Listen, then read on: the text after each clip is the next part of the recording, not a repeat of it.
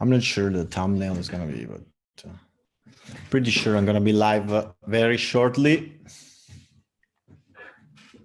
And hopefully the microphone is still in a decent setup so that I don't have to scream and so that I can also get that to work.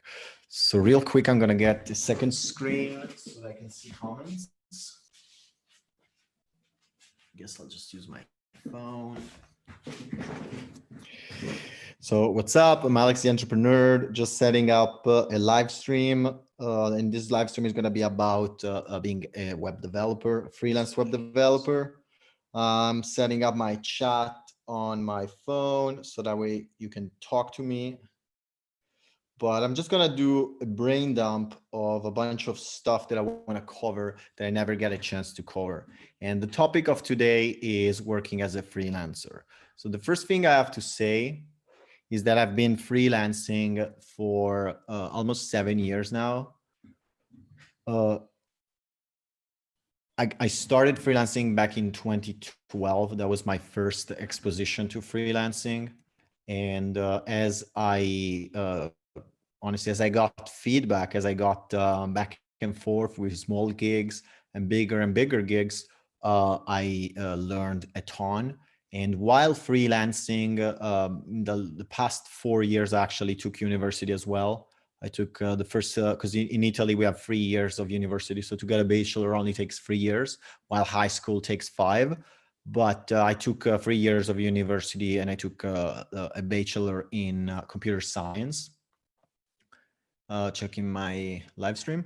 So I was able to do that while freelancing, which was pretty cool. If you're in the chat, say hello. Feel free to say hello. I think this will enrich in the experience of interacting while having this chat.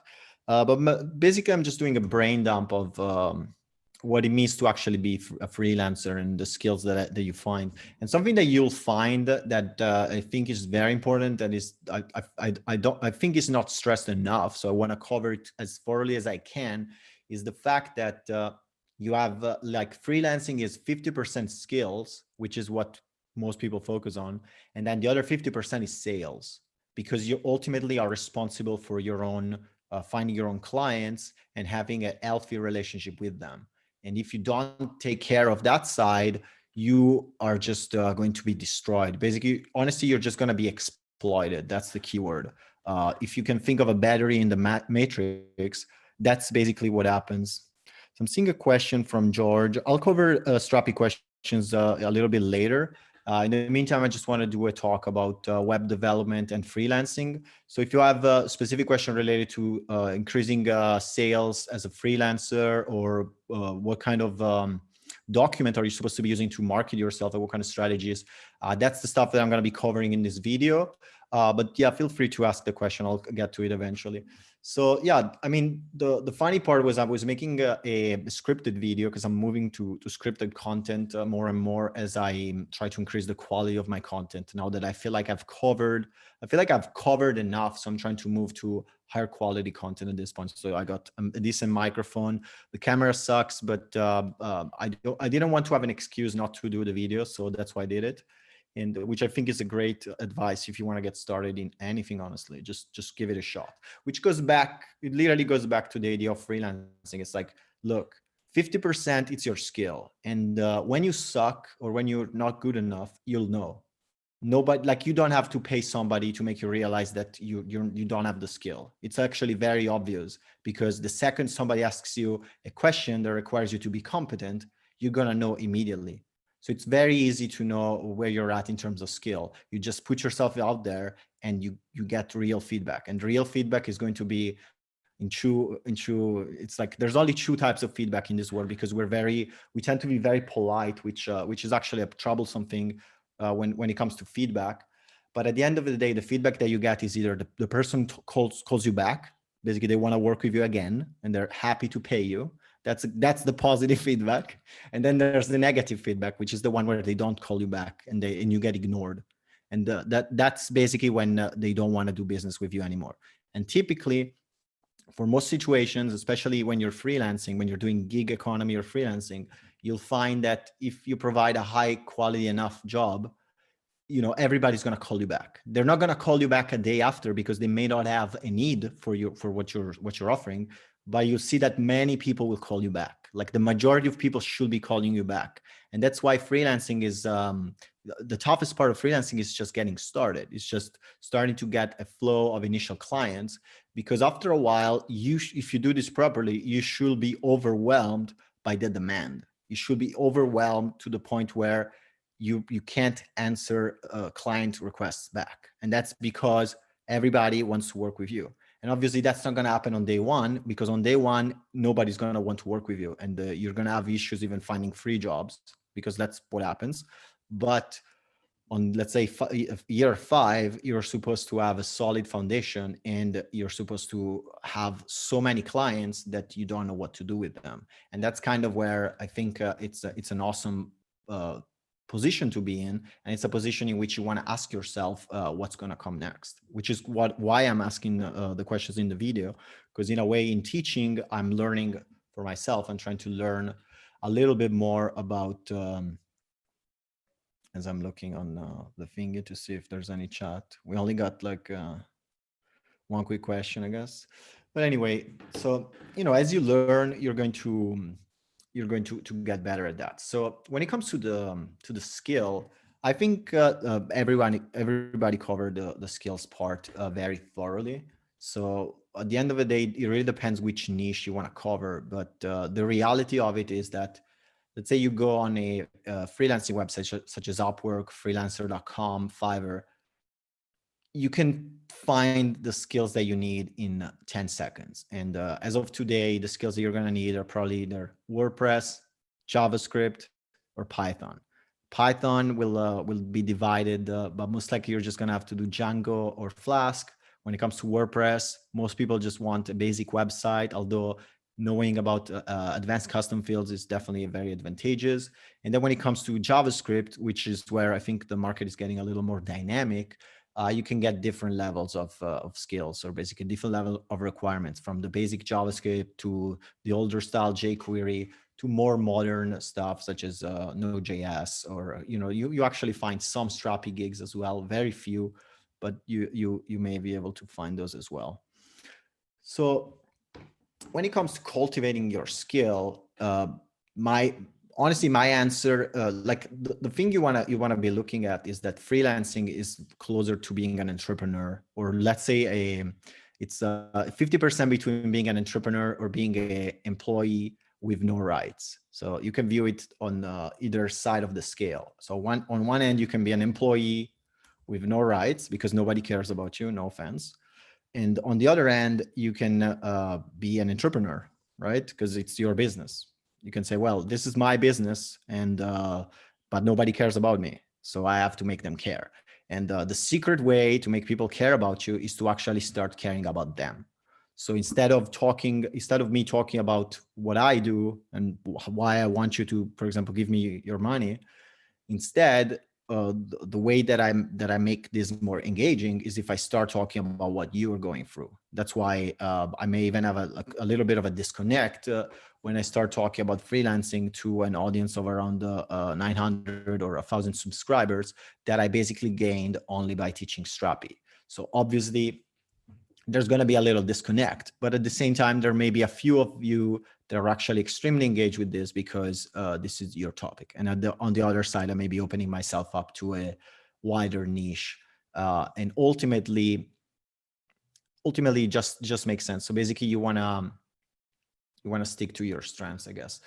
So that said, you can look at it these two ways. You can look at it as being an entrepreneur or being an employee with no rights. What does it truly mean? It means that you get no paid holidays unless you pay for your private insurance. Your clients are not you're gonna have to stay awake late at night for your clients, but they're never gonna do that for you. And that's fine. That's basically part of the deal. It's a very implicit thing, but it's just the way it pans out from my experience. If you want to be extremely successful at this, if you want to have a miserable experience freelancing, you can try to fight for your rights, and you're not gonna get them, honestly. But on the other end, if you adapt to people that are, for example, in America, or people that are doing their own thing, you may open up amazing opportunities for yourself. So what I said is kind of horrible if you're stuck there. But if it's a momentary period of time where you're basically in training, if you look at it that way, then it's completely legitimate. And it's something that everybody goes through. Just like when you go in a top firm as a lawyer, you are expected to be working maybe 6 days a week, expected to be working 10 to 12 hours a day, if not more, because you have to, because you're in training. And so the same goes for a surgeon, and the same will go for a freelancer. So most freelancers will have their roughest period as their initial period, because it's so tough. At the same time, what I believe this kind of harsh period does to you is it basically makes you aware that any reasonable goal that you're going to set for yourself, you're actually going to be able to achieve. Because if you stick at something like this long enough, you'll realize that the reason why most people fail is because they quit too early, or because they just don't try something new, which is the other side of and you can look at what I'm doing, for example. Well, I'm just, I'm just going to make a talk about a foreign topic because, who knows, maybe it's going to be a new opportunity, or maybe it's going to be something that I'll just delete. But unless you open yourself up to these kind of opportunities, they're never going to come knocking at your door, which goes back to the main topic, or I guess the most important thing that that I find myself always talking about when I talk about freelancing, which is 100% the sales part. Like, let's say you're a student of mine and you just learned Strapi and you just learned JavaScript and you're trying to get your first gig. Let's say you're at that point. What's next? Well, next you have to decide what kind of job you want. Do you want to land a full-time position? Do you want to land a part-time position? Do you want an internship? Do you want to go to university? Or do you want to become a freelancer? Or do you want to open your own company? These are your options related to becoming a developer. I guess you can do something else, but those are your options as in the development field. So what you're going to pick one of those, and based of those, you're going to be optimizing. But at the end of the day, something that you're going to have to do for all of them is to reach out to potential clients.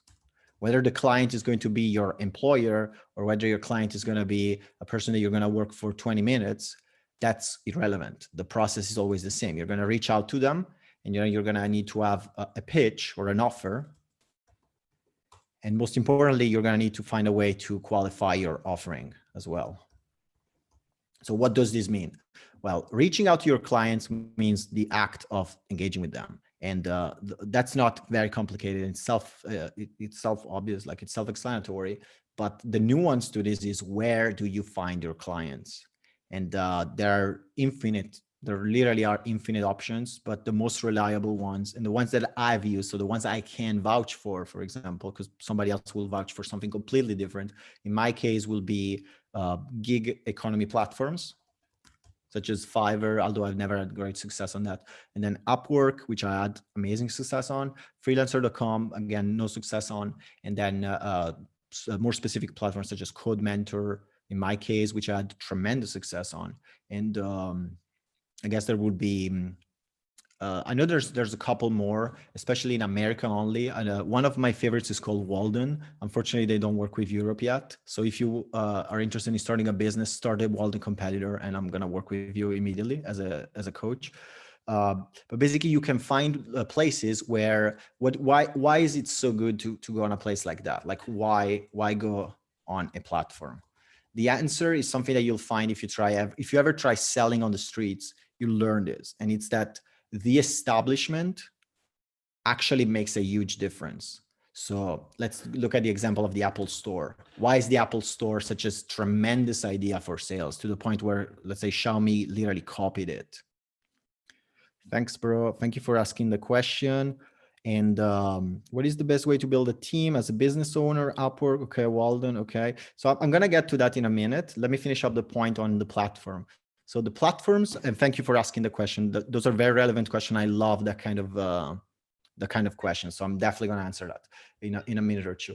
So if you go on the Apple Store does something to your brain where it literally convinces you that Apple, within their domain, Apple is the best, because you are literally going in their home. Like, they are opening up a home that is full of windows, which is like, they literally don't care. They're literally flashing out their wealth. Then you have people that are all dressed in a very casual clothing, which is very friendly, and nobody's pressuring you to buy. And yet there, every Apple store is always full. Even tourists go to the Apple store. Like even myself, I'm from Italy. I went to New York City and I went to visit the Apple store. I went to San Francisco. I went to visit the Apple store. Why? I honestly don't know. I just know I'm like, well, there's the Apple store. Let's go check it out. Whatever. I thought it was cool. And they're using what is called social proof. So this is called social proof, which is one of the biggest, the quote unquote brainwashers. It's like, it's a force that is applied to our brain. It's not a bad thing. It's just a fact that we tend to value what other people value as well. That's called social proof. And that's why when I tell you that I have 1,000 students, that makes my course a little more relevant. However, if there's somebody else that has 150,000 students and they say that I have 150,000 students, that makes them even more relevant. And so paradoxically, even if they spent 10 minutes on their course, but they sold it to 250,000 people, well, I spent 26 hours of content, so it's probably more in the 300 hours range of work to get that content out. Your brain, and my brain included, like our brain will automatically be like, yo, that has the higher value because more people want it. So that's something you want to keep in mind. And that's the reason why if I go on Code Mentor, I have a very simple sales strategy where I just have to open the conversation with somebody and they're going to assume that I'm an expert because I am literally, I'm wearing the expert clothes. So I don't have to manufacture the clothes, manufacture the platform, manufacture the funnel and all that stuff when I'm working on somebody else's platform. Obviously, there are limitations, and it's that you're sharing, just like a bear trying to fish, you're sharing the stream with other bears, with other competitors. And so based on how big the stream is, you're going to have to make a decision on whether it's worth it for you to invest your energy in building somebody else's platform. And typically, from my experience, it's never worth it in the long term. You always get crushed. Just like YouTube, if I were, let's say, to swear and say very aggressive things, or even just say my opinion on a bad day and just be a little rough around the edges, I may get banned from this platform and I will lose potentially hundreds of thousands of dollars in business opportunity like that, just because the situation in which YouTube has placed itself. So that's something that you want to keep in mind when you're building your own business, because your business means that you have to be self-sustaining in a way. And so if you start to rely on somebody else, it's called sharecropping.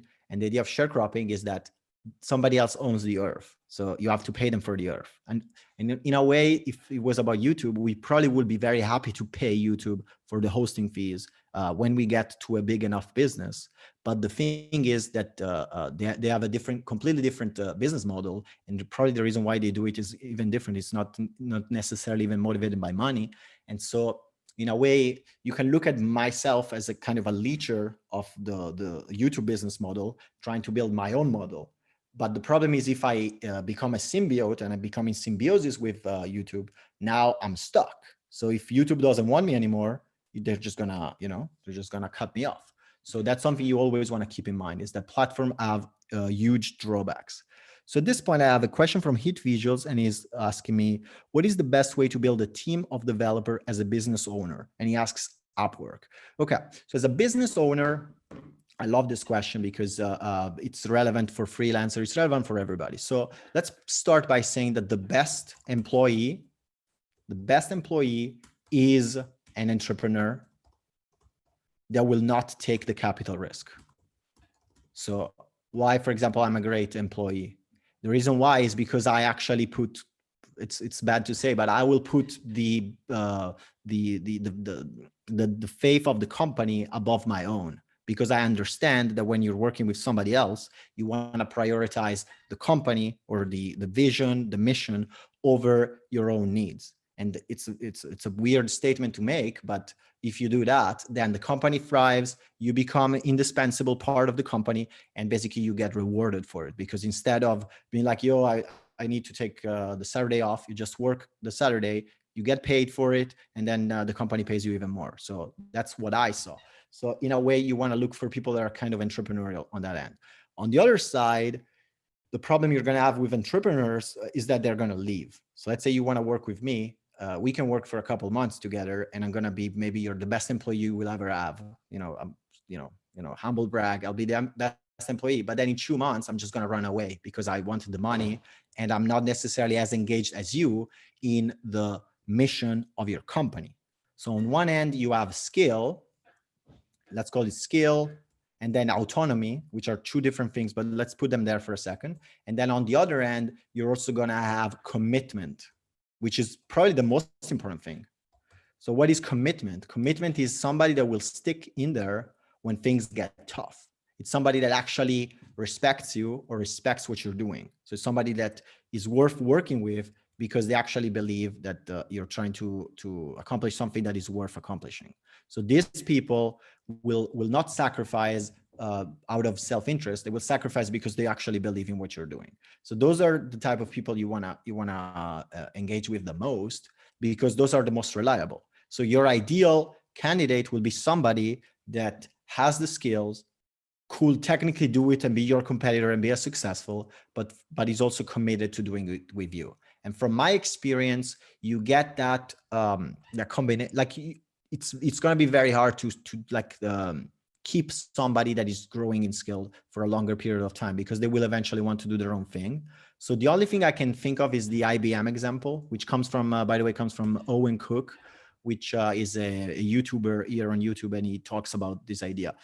And in the example that he makes, which is mentor made, but it's basically an example, is the IBM example. And IBM has the number one company in terms of leadership. Like they make the most amount of leaders, but they also lose the most amount of leaders, because some of those people, they train for years, they make them grow, and then they lose them. And so that's just part of it though. So, but what happens after that is that if you go and look at all of the IBM leadership, they actually go out and they start to make more amazing accomplishments. And so even though IBM loses a bunch of them because it nurtures them and then they leave, the few that remains keep pushing the company forward. And at the same time, they are known as the kingmaker or the leadership maker in their industry. So I don't know how relevant the example will be now in 2020. I haven't looked into IBM leadership, so I can't give you a more practical example. But what I will say is, if you're going to invest in somebody, make sure that they are investing back. So the example will be, let's say you are a new employee, and then I'll address where to find them. But let's say you hire a new employee, then you can just have very simple tests. You could be like, how autonomous are them?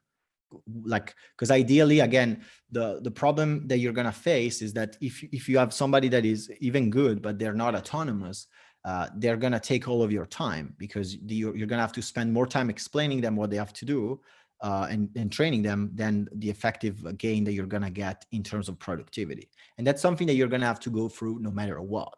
So since you're going to have to train somebody anyway, you want to train somebody that is not going to leave a moment after. So you wanna do, I guess, tests on that. You want to give them small tasks, see if they can do them autonomously, and then engage them with the mission, engage them with the value. And that's where you're going to keep your employee. And the other side is just heavy emphasis on rewarding. So you wanna actually be very open to renegotiating your worker's salary every, let's say, 3 to 6 months, because let's say I work at my job and I'm making, let's say, I don't know, let's say $20, just to give an example. And if I never change that job, I'm going to eventually start resenting that, because I'll see all my peers that kept changing jobs and they're going to make more money. But let's say I even love my job and I actually want to keep it. Then the only problem is literally that I'm not getting paid enough. And so if you find a way to reward the overachievers, the people that actually bring back to the business, either by sharing some of the profits, you can give them equity, although I don't want to get into that discussion, but you can just give them more money, just give them a little higher hourly every 3 months or every 6 months if the business is going well. And that way you're going to keep them. So the other part will be where you find them. And the answer is prospecting. Like as a business owner, as a freelancer, I am prospecting to find business owners so that I can give them my services. As a business owner, you are prospecting for your future employees. And if you're not doing this on a consistent basis, you are missing out on one of the most important things. And the best example that I can give you is my side of the equation. So recently, I've started working with one company. Like I've changed from working with 4 to 5 people a day to working with basically one company and then having something on the side. So my 80-20 3 months ago was 4 different people a day, basically 20% of my attention per client. And now it's more like 80% one client and then 20% my side hustle, which is teaching here on YouTube and doing the course. So how did I get to this? Why did I get to this?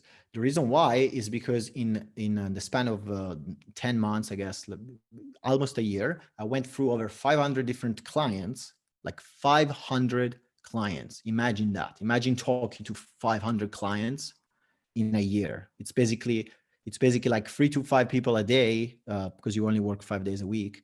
And imagine how many people I had to talk to get to those people actually becoming clients. So I probably had to talk to maybe 5,000 people to get to this point. And out of those 5,000 people I got 500 clients. And then out of those 500 clients, I got one client with which it clicked enough. The business idea and the pay and the goals and the work clicked enough for the both of us that it was worth it for me to commit and for them to commit with me.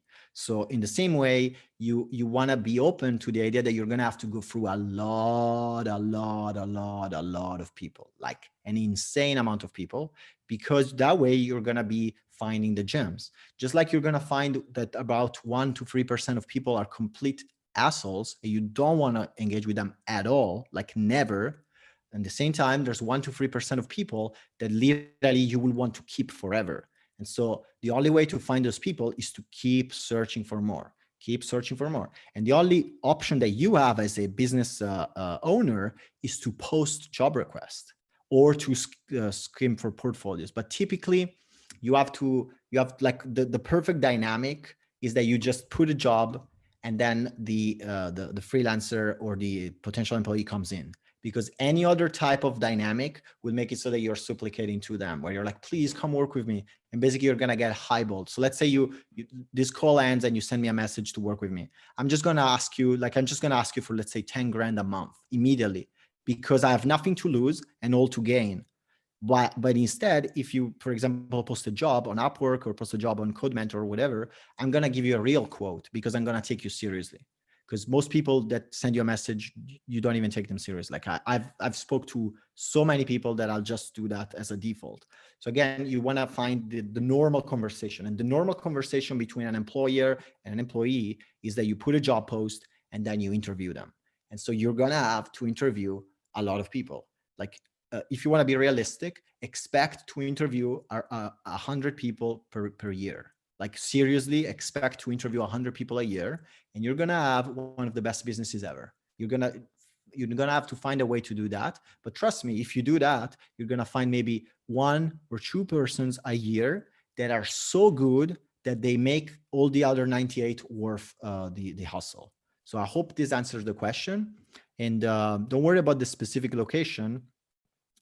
You just try all of them. But again, make sure to be able to engage with your potential employee as much as you can, because honestly, that's just what happens. Like when you own your own business, you're no longer working on the you're no longer working in the business. So this is me working in the business, doing the show, putting the stuff, then cutting a video, sending emails, that kind of stuff. But then when you own the business, you have to work on the business. So there should be somebody else doing this for me.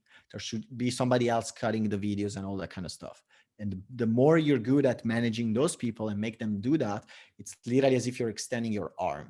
So you want to look at it that way. And I guess going back to the sales side of freelancing, and the sales side of freelancing, as a freelancer, you're looking for that kind of employer as well, because you're looking for somebody. Like, I guess there's 3 types of gigs that you can have as a freelancer. You can have the hourly gig, where it's literally it's an hourly gig. Most I guess the conversation is changing with the per hour platform, but typically the hourly gigs are literally jobs where you are 100% replaceable. Like you should feel like a piece, like a cog in the wheel. You're just a more expensive cog that is put in because it's more convenient. Just like somebody will eat fast food because they don't have time to cook, or they're just stressed and they're like, yo, just give me the fast food. In the same way, you can get hourly gig for let's say a 1 day hourly gig, or let's say, for example, an example on Strapi would be a Strapi migration, or writing a few policies, or doing a code review, this kind of stuff. Like you just have to be realistic in the fact that you're doing them. Uh, I mean, you're doing them because you can and because you want the money, but the client is doing them with you just because you happen to be the most convenient. Where most convenient is just like Seth Godin would say, it's the person that is the easiest to access. So it's making it the easiest to work with. And at the same time is the most competent, and probably the price as well. So you have to have those three parts of the equation right, and then anybody will do business with you. So whenever you're dealing with short-term business, you have to think again of how easy is it to work with you. Because again, the business owner is going to ask himself, how stressed am I going to be if I work with this person? How long do I have to talk to this guy? Like, how long do I have to talk to this idiot? Because that's basically what it is. Like, they're just annoyed. So you want to avoid getting these people annoyed. You want to offer them a high quality service, and you want to show them that you're competent. So for example, you can you probably have to find a way to get all of your information in the fastest amount of time, while avoiding too much back and forth. On the other side, beside the how easy is it to work with you, is how competitive are you in the marketplace in terms of price? Where I'm a complete, I lose all of the comparison on this one, for example. So you can have different strategies, but how competitive are you in pricing? Where the simplest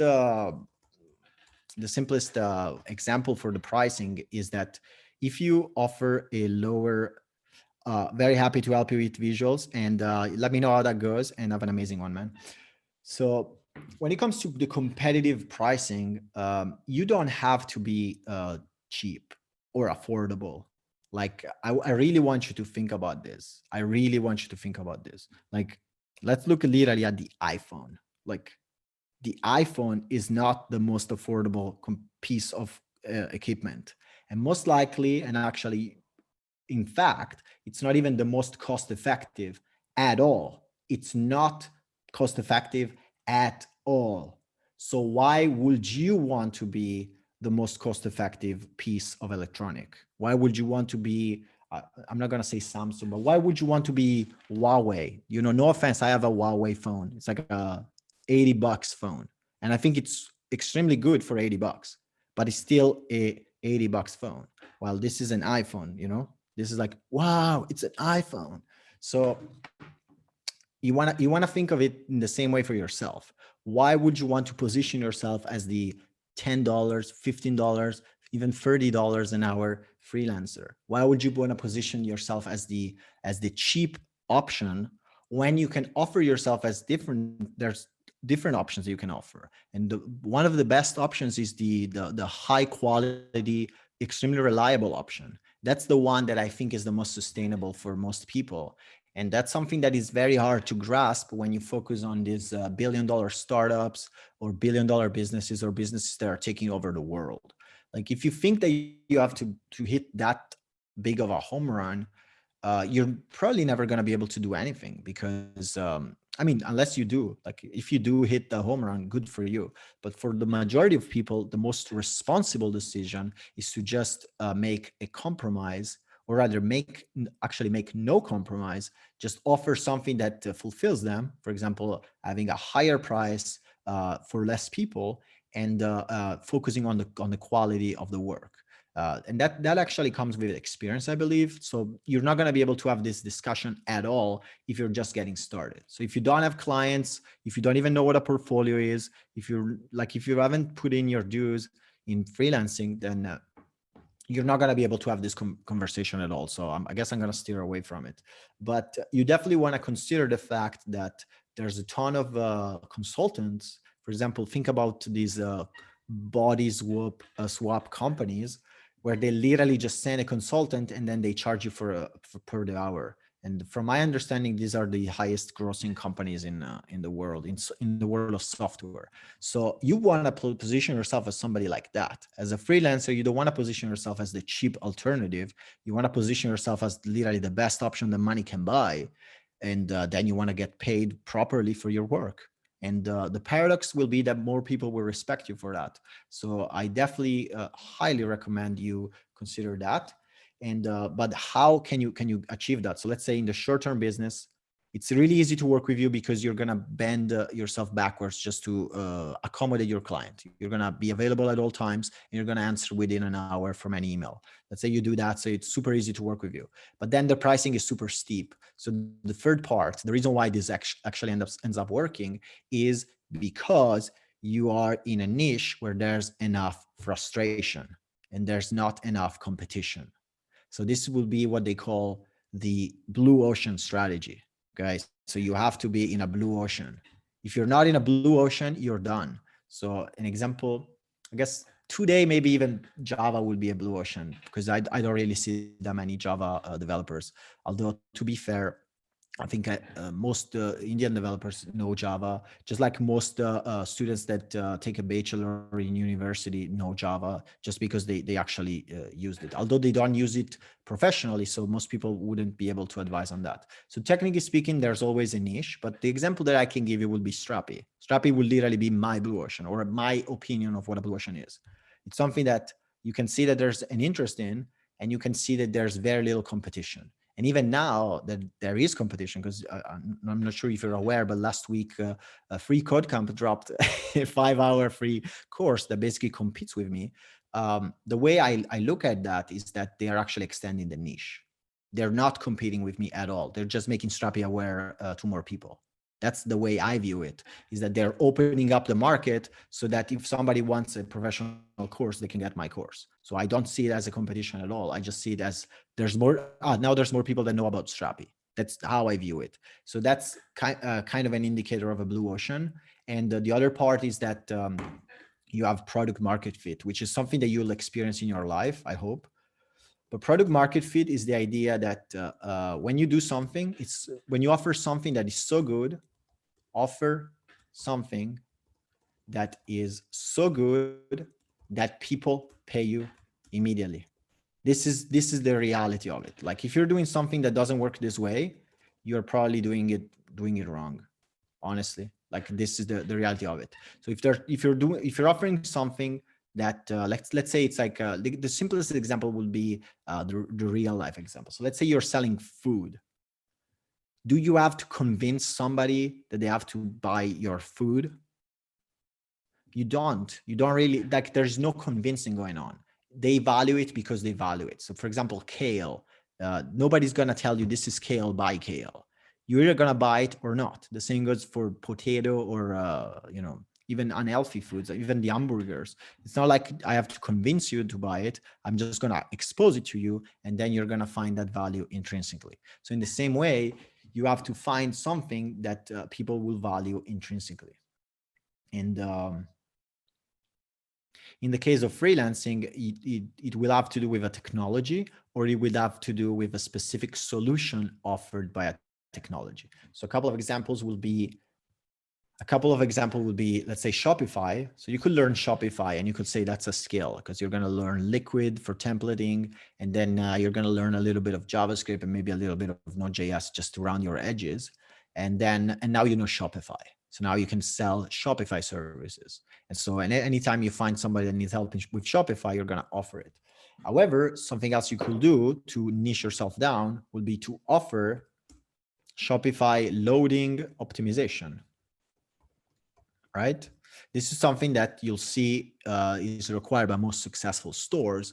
It's something that is worth a lot of money because it literally sells itself, because if I'm not mistaken, Amazon's research or Nielsen's research on loading optimization was that for every 100 milliseconds of increased loading, they will increase their bounce rate by 1%. So you're basically losing 1% of your money for every 100 milliseconds. So literally every second is worth 10% of your clients. So it's worth a lot of money. So you're not going to have to convince them that they need this. You're not going to have to spend hours telling them that they need this. You're just going to offer it and people are going to buy it.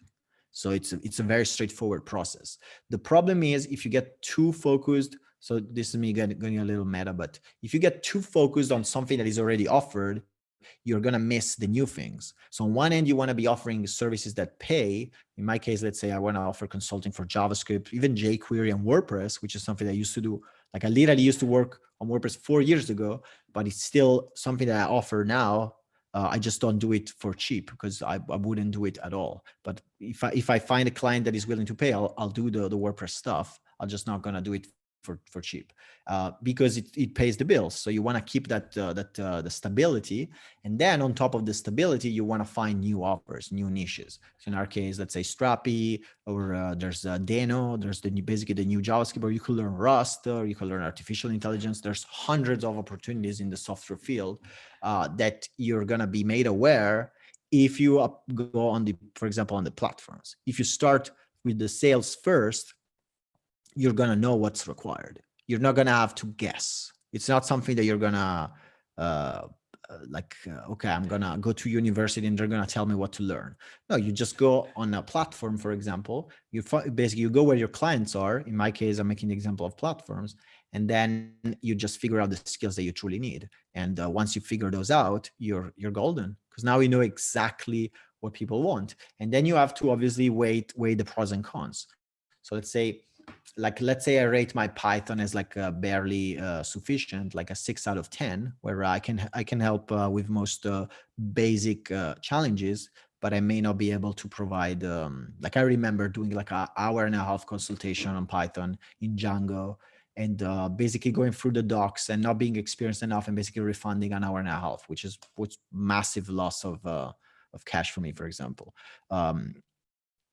You're not gonna like, you're gonna know if you're not good enough very rapidly. So your next thing you're gonna do is figure out whether it's worth it for you to learn it or not, and that's gonna be literally the result of how much opportunity you have. So in my case, I can teach JavaScript or WordPress. I even teach Webflow. I have all my small niches, and I'm not necessarily interested in learning more Python because I don't think it's worth it in my case.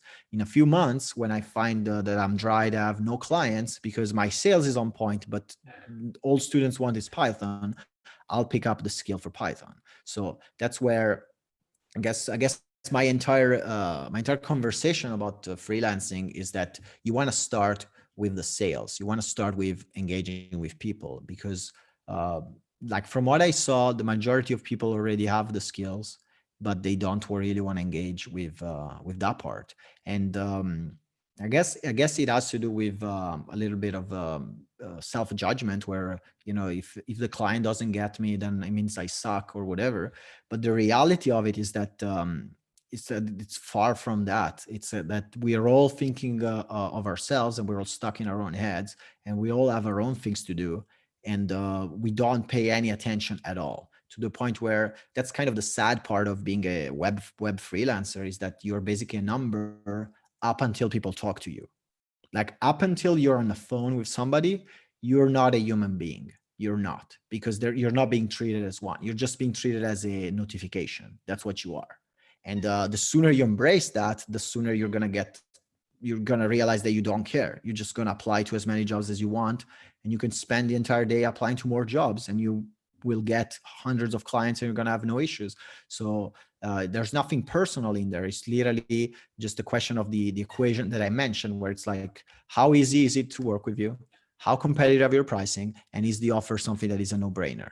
If the offer is a no-brainer, let's say you're teaching Django to somebody that needs help in Django, and then the pricing is good because they are frustrated enough to pay, for example, $80 an hour, and then you literally give them a message that explains them that they have to pay first, and then they're eligible to a refund, for example, for the first hour, and then every other second is billed by the minute or whatever, and at the end of that they have to pay. Now they know exactly what the terms are, and so the next thing will be a just very straightforward and simple call to action, where it's like, do you want to do this? If you want to do this, send me a wire or whatever. And it's as simple as that. So there's nothing personal in getting out there. is just literally a function of your offer. That's literally the only thing that is being evaluated is your offer. Just like me making this video, apparently with 3 people in the chat, and like 2 comments, quote unquote, is kind of is kind of a message that the live stream definitely didn't engage my audience. I'm gonna leave this around on YouTube to see if there are some organic traffic comes out of it, and then I'll make my evaluation. I'll see if it's something that people are interested in. Paradoxically, this is where it gets a little odd.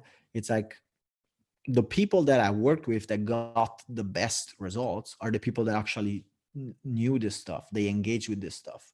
So, and I guess I'll do a little bit of story time, and I would love to make a bunch of story time. So if you end up watching this part of the video, let me know, because I think the story time is probably the most interesting. But I'm gonna change. I'm not gonna mention any name. I'm gonna try avoid any pronouns that would disclose their gender, and I'll also try and avoid talking about anybody in specific.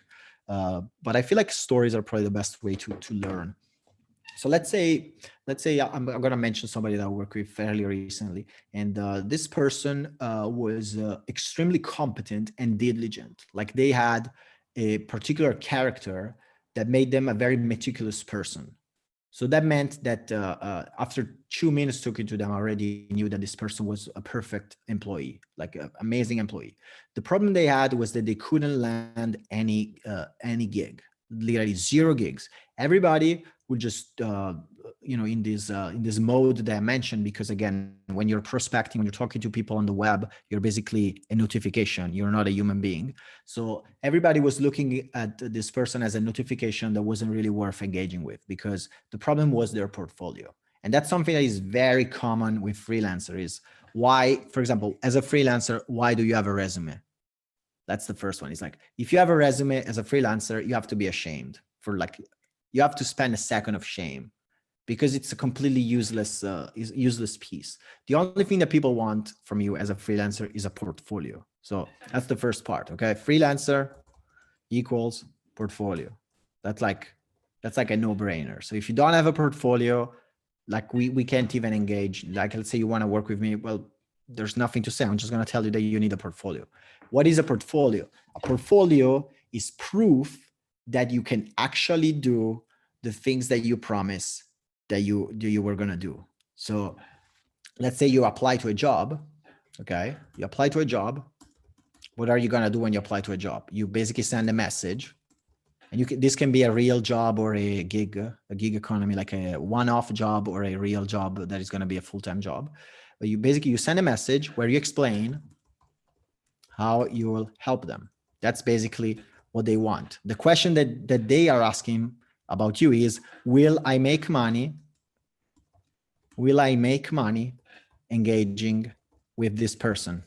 That's literally the only thing that a business is asking themselves when they're engaging with you, even as a potential employee, not even as a freelancer. But like in any business exchange, the only question that is truly being asked is, will I make more money if I engage with this other consultant? Will I make more money if I hire them as an employee? And the only way to give them that answer is that, one, you can prove that you're going to do the job. That's one. And two, you're going to show them that not only you're going to do the job, but it's actually going to be very beneficial for them to have it done by you, because it's going to bring them accessory benefits, such as the fact that you're very diligent, the fact that you care about the company, the fact that you care about their results. And that's how you actually engage with a client. So in the example that I love to make as a gig economy freelancer, so as a freelancer for a one-time job, what are you going to do? You're just going to send a message that is honest. Like, that's the keyword. The keyword is honesty. Like, we're talking about the secrets of freelancing. This is the secret to freelance. This is the one thing that nobody does, that there's going to be like 10 people that watch this entire video. And this is literally the secret. If you do this, I'll see you in maybe in 10 years, and you probably are not going to have to work another day of your life, honestly. So the secret is actually very straightforward. And hey man, how you doing? Good to see you, Saksham. And let me know if you have any question on the topic. But this is basically you're at the secret. So this is the real part that you want to definitely take notes on. So look, you're gonna send a message that is honest, and basically this message is not only gonna be honest. I.e., honest means you're gonna tell them whether you can do the job or not, and whether you already know the skill or not. So you're not gonna lie. You're not gonna tell them that you've launched a rocket with NASA if you haven't. You're gonna tell them I've used WordPress and I've used advanced custom fields for loading, for creating a weather widget, but I have never used it for creating a taxonomy. But I believe that I need maybe an hour to read that over, and then I'm going to be able to do it. And then I'll be able to do this job in 5 hours, and I'm going to quote you this amount. So let's say I'm going to quote you $500. Okay. So that way they know exactly that you're honest. And the most important part, the second part of being honest, is that you're going to tell them what you're going to do. This is the real secret. You're going to tell them what you are going to do. So if the reason why this is so powerful is because if I'm honest, so I'm setting proper expectations, and then I'm going to tell you what I'm going to do, in your brain, technically I'm giving you the recipe. I'm literally telling you do this and you're going to be able to fix it. And that's where some people will just take the advice and run away, and that will happen. But the majority of people will recognize you as the expert that you are. Because if you can talk and elaborate on a concept so clearly, that means that you're going to be able to work on it very easily. So even if they knew, even after you gave them the secret away, now there's no secret, now they can do it. They could just hire somebody else for less and have them do what you told them. The reason why they're going to work with you is because they actually respect their opportunity cost. Because somebody that respects their opportunity cost realizes that an expert will actually save them time. So they're just trading money for time and the peace of mind, which are the two components to any business. Because just like when I was answering the previous question, when I was mentioning the question to hit visuals, thank you very much I'm happy that you appreciate the course, and definitely do the full stack quick start. That's probably the best way to get started for a portfolio piece. Creating a photo sharing application is a great portfolio piece. The only advice I will give is to spend maybe $20, $50 on getting a design for it. So that if you put that piece in a portfolio and you paid for a professional designer, because the way I did it is bare bones because it's focused on the functionality. But if you add the design is going to get you so many clients, because now you basically built an Instagram clone by yourself, and it looks amazing. So that's going to get you a lot of clients. So make sure to to turn them into portfolio pieces, which is a very important advice. But that said, let's say you have a great portfolio. Let's say you put the projects from from the course that I teach, the complete strategy course, are amazing projects. Honestly, you're going to land tons of jobs with those. Especially if you spend a few more time in making them look a little unique.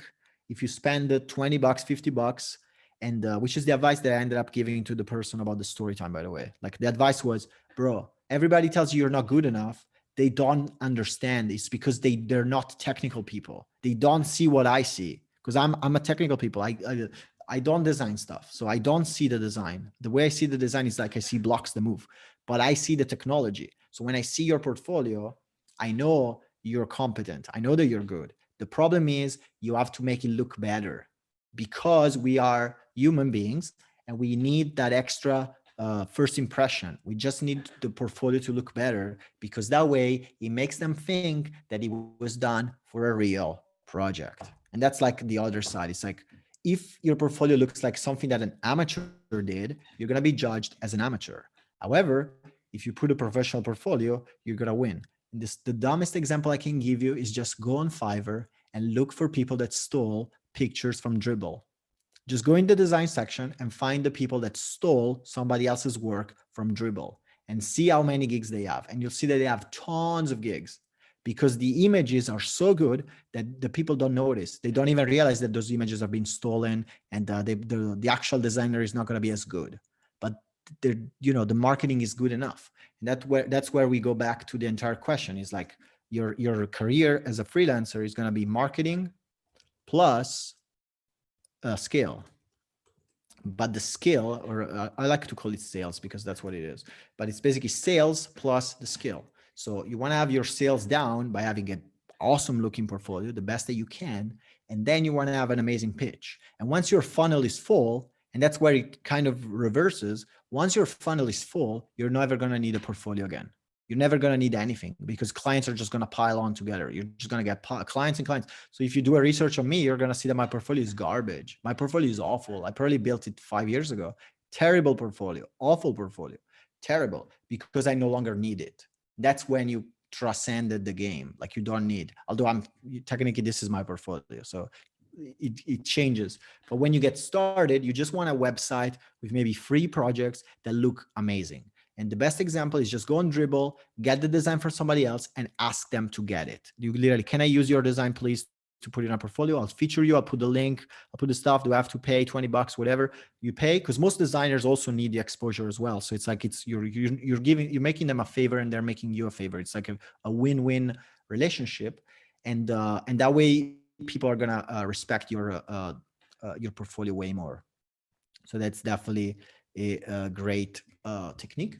So all in all, this person, they just changed their portfolio, they improved the looks of it, and now they're landing gigs right and left. And I knew in a second that that's what they needed to do. And that was because there's like a characteristic trait of certain people that are very thorough.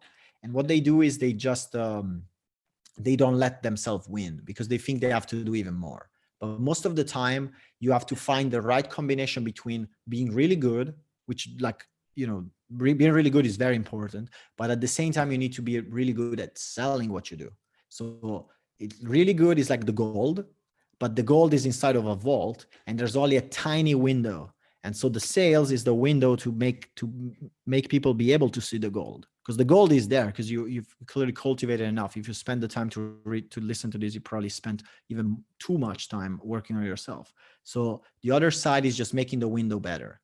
And you want to do that by having a set of habits, such as going through a lot of clients, talking to them, not taking it personally, just engaging with them, then having an amazing portfolio that looks professional, looks really engaging. And at the same time, you always want to go for it. So that's like a personal reminder where it's like, if you're interested in freelance coaching, then I think there's going to be a link.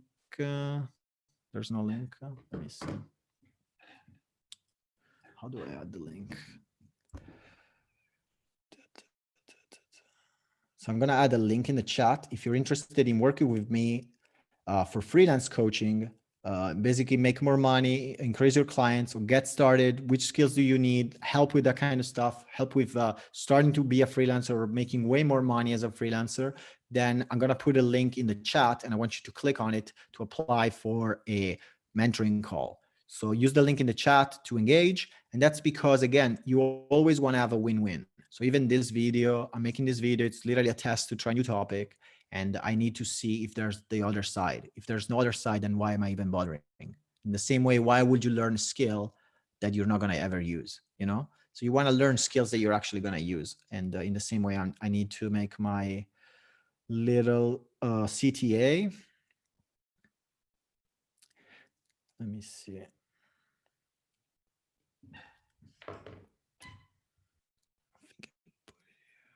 No, I didn't put it there. Let me see. I need to be extremely careful what I show because there's like a million private stuff. Freelancing. Let me see. I'm gonna go over on my phone. In the meantime, if you have any question, at this point, I'm gonna take questions from any topic, even the strappy stuff. So if you have any question on that, I'll take a question on it. Take advance because I actually charge a lot of money for this type of coaching. So if you can't afford the coaching, then make sure to ask your question now because you're gonna take advantage of it. In the meantime, I'm looking for my Typeform link, which I should have organized a little better. I guess what I can do is stop sharing this screen, I guess. Okay. Okay, so I'm going to take a question in the meantime. If you have any question related to working as a freelancer or questions related to Strappy or coding JavaScript, I'm very happy to assist you on that. I normally charge quite a hefty amount for this, so feel free to take advantage of this opportunity.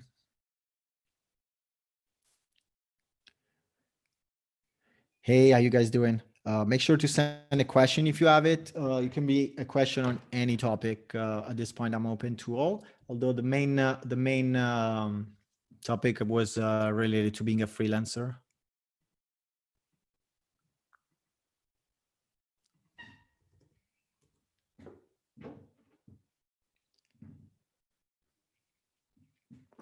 Thank you for your support, guys. Thank you for buying my course. I very much appreciate that. It's kind of tough to distinguish between the signal to noise, because you always have a few people that are very that are not necessarily happy with the work that I do, but it's very happy to see your support. I'm very glad that I have it, so thank you very much for it. Okay, let's change the description.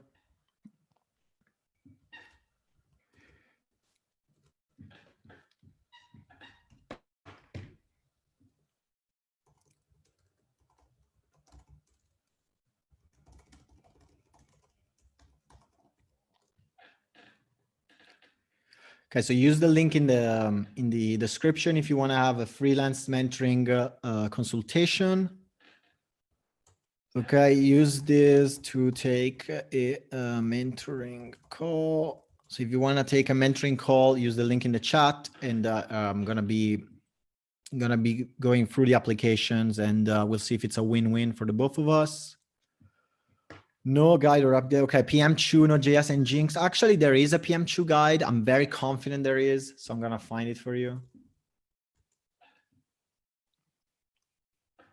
So you can use the beta version. It should be very similar. Try this. I think I'm gonna put another deployment option with DigitalOcean, probably with the Docker though. So we have a question from Mehdi. How would you advise a beginner Strapi developer to start freelancing? By the way, Mehdi, something that I've noticed is that I got like an automated message from you. So I want you to make sure to avoid doing that, because like you're gonna get banned from YouTube if you use automated bots. So avoid doing that. I'll tell you for your own business. So that said, my advice, if you want to get started as a Strapi developer, so first of all, is there enough demand for Strapi? And the answer is kind of, I guess. There's not really that much demand. So the real skills that you want to learn, so at Mehdi, the real skills are JavaScript, full stack, with React and Gatsby, which if you're taking my course, and I think you are, so if you're taking my course, just learn Gatsby, learn React, learn full stack JavaScript, you're good to go. Good to go. You're good to go. And then adapt to the market. But get started with that. Get started with full stack, so you can offer various stuff such as handling payments, super common job from $100 to $500, even a few thousands if you sell it properly. But it's going to be just setting up Stripe for payments, very common job. Then other jobs that you're going to do are setting up routes, setting up authentication. Maybe you can set up Strapi, but we'll see how it goes. We still need that role-based access control before Strapi is going to get popular enough. But bro, if you have React and Gatsby, you're going to land a job.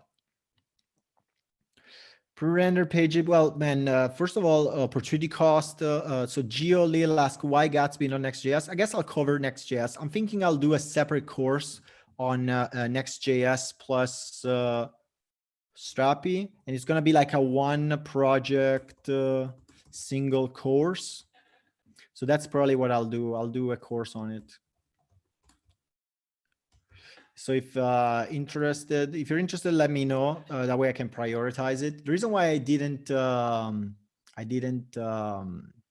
focus too much on Next.js was that it was going to be an additional layer of complexity when compared to React and Gatsby.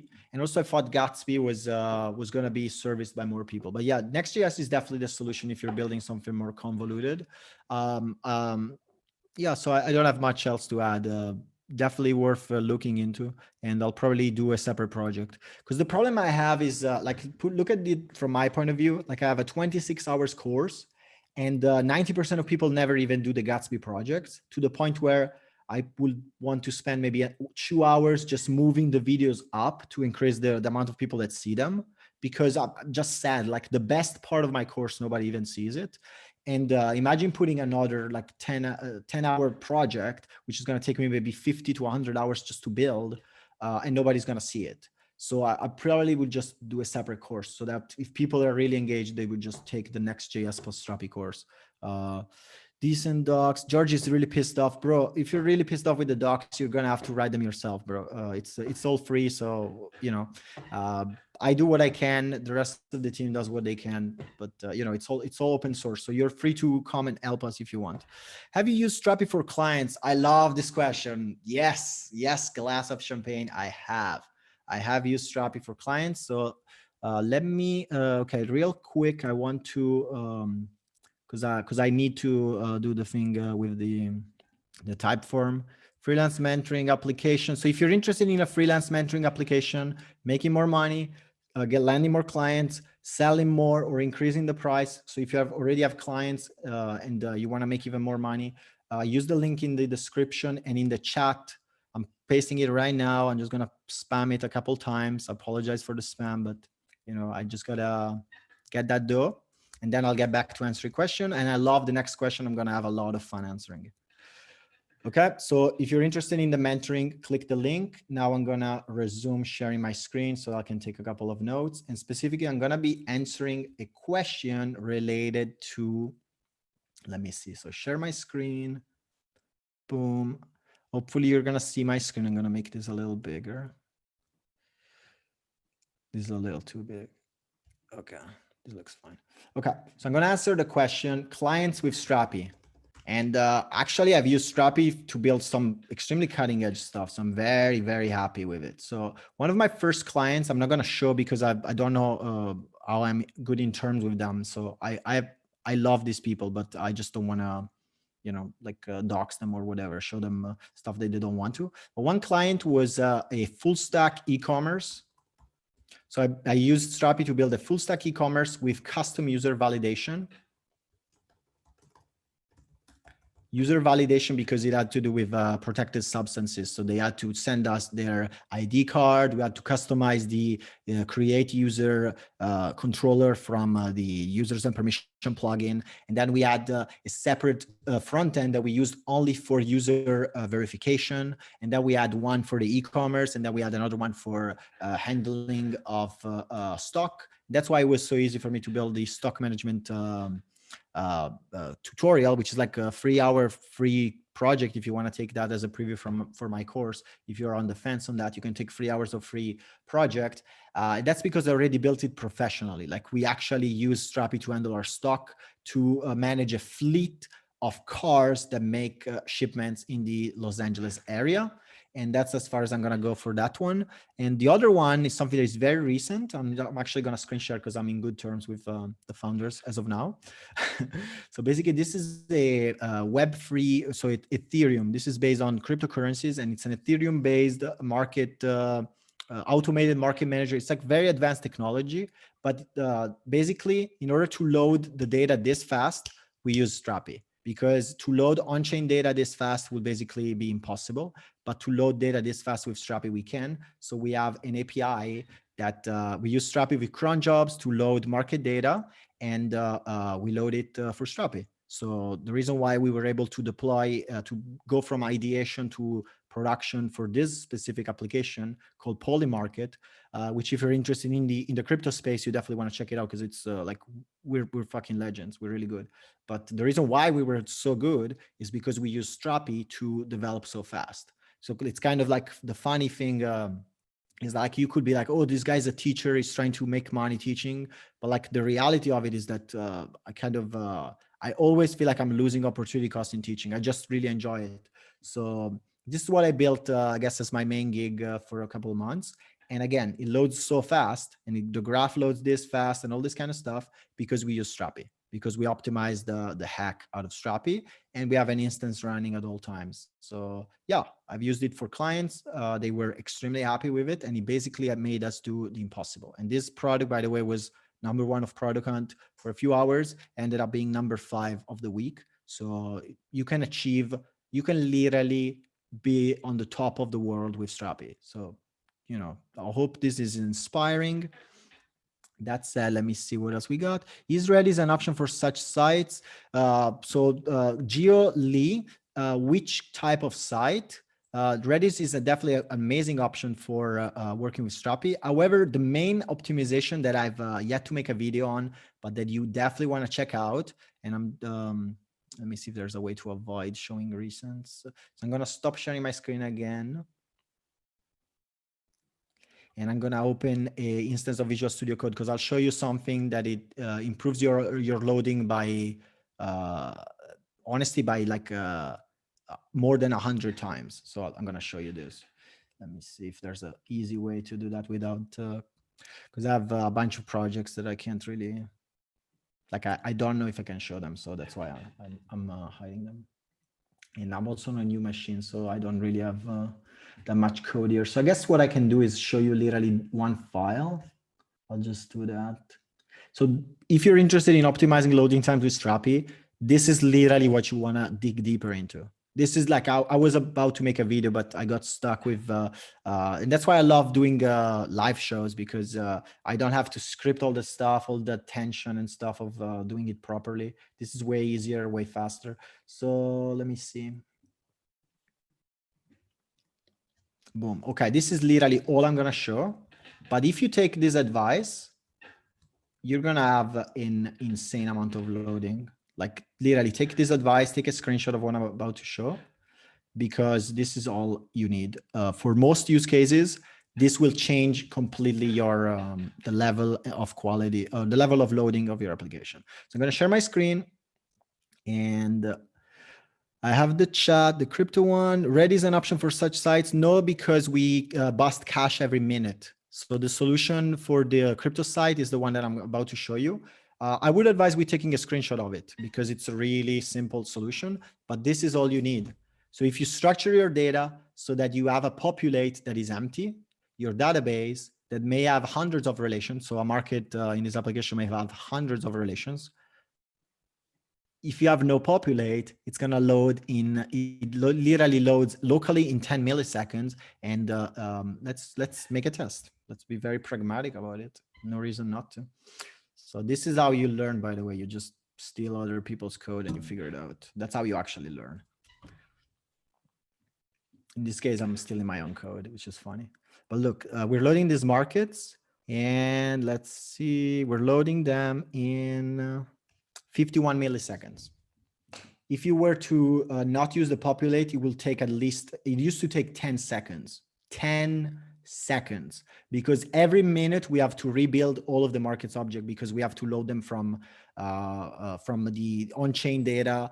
And that was like the most reasonable way to do it. There are more nuanced ways from people that are more into cryptocurrency than me. But in order to build something that doesn't scale for a startup and get it done in a couple of days and improve loading for thousands of users, that was what we had to do. And trust me, this was the most ingenious way ever. And the solution is just to change the second parameter for your custom controllers from no parameter, because normally this is what you would have as a normal controller. I hope you're taking notes, by the way. And this is what I did. You just set the populate to empty.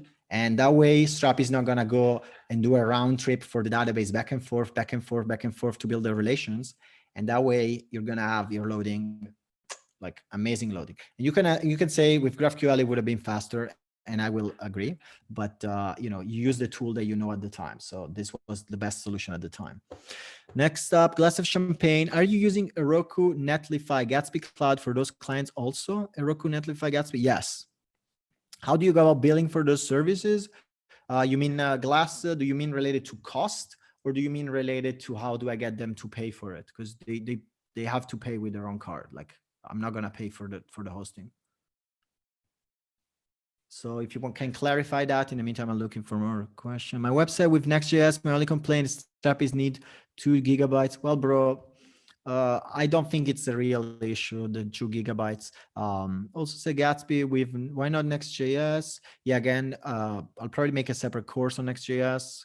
I think I got over all the questions. So let me know if there's anything coming up, specifically glass of champagne. If you have any specific question, I'm happy to answer it. Otherwise, I'll probably sign off. Again, if you're interested in coaching for freelancing, there's the link in the chat, freelance mentoring.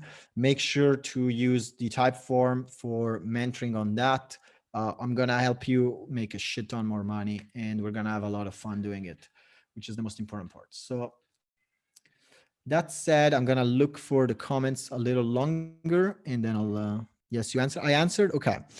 Yeah, definitely. Like you can just invite them in the team and have them pay. That's literally the feature. And when it comes to performance, I'll tell you this on Heroku, my experience. So on Heroku, I typically pay $7 a month for React. So React is $7 because you need to pay something.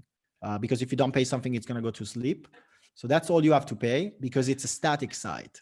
It's a static site. You can just like there's people that are way smarter than me in optimizing networks, but all I do is I put Cloudflare on it, and that's why you pay $7. It's gonna serve to tens of thousands of users, no issues at all. While Strapi, you're gonna have to optimize it a lot, and the idea is that you wanna make it so that Strapi stays at 20-25% of usage. If it goes over that, you're gonna start to get insane loading times because you're gonna have spikes. And whenever you get a spike, Strapi is just gonna concede and take 10 seconds to load. So you wanna avoid that. A great example is to look into this stuff. Like this stuff here, you're gonna go in your PostgreSQL queries. I hopefully will make a video, like a scripted video on this, like an investigative mystery of optimizing Strapi, something like that. I thought it was cool, but it's just gonna take a long time. But you'll see that the query for PostgreSQL are so fast. Like PG is super fast. Like you're gonna be like, why is this so slow when PG is so fast? And the answer is because Strapi will be here, we'll make one request for PG, we'll wait, we'll get another PG, wait, new PG, wait, bam, and then it returns an object that is an aggregate of relations. So if you put the populate to empty and basically you don't upgrade the relations because you make it so that you don't need them, which makes sense in the context of an application, because why would you load the entire thing like tens of megabytes of data on first load? You're not going to do that. You're going to try and load this the minimum amount that you can. And so by setting the populate to empty, you're going to have it really nice. So to conclude the advice on that, I pay at least $50 a month on Strapi. Like that's the minimum amount I was able to get away with. I think if you use DigitalOcean, so I believe there are better ways. That's the best I could come up with the time I have and the money I had. So DigitalOcean with Docker plus Docker, maybe way cheaper. I just didn't have the time to look into it, and as fast. Because if you have an image that contains both the database and the instance, the round trip time is going to be reduced. Although again, the queries weren't the issue. The issue was the populate. So in my case, the populate was solved by changing it. So that's really it. Just go down. So are you using Strapi and Gatsby for freelance gigs? More, okay, amazing question from Code Brother. By the way, Code Brother, if you're interested in freelance mentoring, make sure to check the link above. That way we can go over your sales process and make you make more money. And Glass of Champagne advice on learning how to optimize Strapi and where to get started. Glass of Champagne, you're gonna optimize Strapi when you need it. You're never gonna optimize Strapi if you don't need it. So get to a point where you need to do that. So get to a client where you need to do that. Get to a point where you're basically paid to have to figure that out, because otherwise you're never going to do it, because there's no point, and there's not the niche is not big enough for you to spend time learning that for no reason. So my advice is, again, you must need it. I figured it out because I needed it. Just like I used Strapi because I needed it. Because when we knew we were stuck loading for 30 seconds to wait for the Ethereum data, I was like, bro, let's just use Strapi. And then you just build on top of that. So in our case, it was very successful, and I'm very happy with that. Next up, if you looked into, can you maybe make a tutorial on Strapi plus Docker? Nif, I actually have a tutorial on Strapi plus Docker. If somebody in the chat can kindly link that, it would make me a great favor. But there's already a Docker plus Strapi tutorial in my channel. Joe Lillis, my simple blog is at $5. Dropless Strapi plus Next.js. Can't handle all of it, but it's okay for its purpose. Well, bro, Next.js, I mean, if you're going to have your get initial props, then you may need to scale it for performance. But if you serve it as a static site content, so basically everything is static, which I'm not sure how the static site generation works with multiple pages on Next.js, because the way it worked like a few months ago was that if you had like multiple blog pages, all those blog pages would be under the square bracket blog page. And that meant that that page couldn't be statically built. Maybe this has changed now. I'm not informed enough, but that's when, if you were to use Gatsby, you would be able to cache the entirety of your site. And by caching the entirety of your site, you would even, like, you don't have to pay anything. Like an example that I do in the course is that you can use Strapi on Heroku or whatever, or even locally. And then you can run your build, your build on Gatsby locally. And then you can deploy your Gatsby on Surge. So I'm sharing my screen, I'm assuming. There's a website called surge.sh, and their entire business model is that they're going to host your website for free. So you can, I'm very happy to help, and let me know how that goes. If you have my course, again, feel free to use it as a resource. I think the course is in a great spot. There's always more stuff, and unfortunately, I can't help everybody. But I'm pretty satisfied with what I did. Again, I kind of want to shift more to entrepreneurial slash freelancing stuff. I talk about freelancing because that's what I did for 7 years.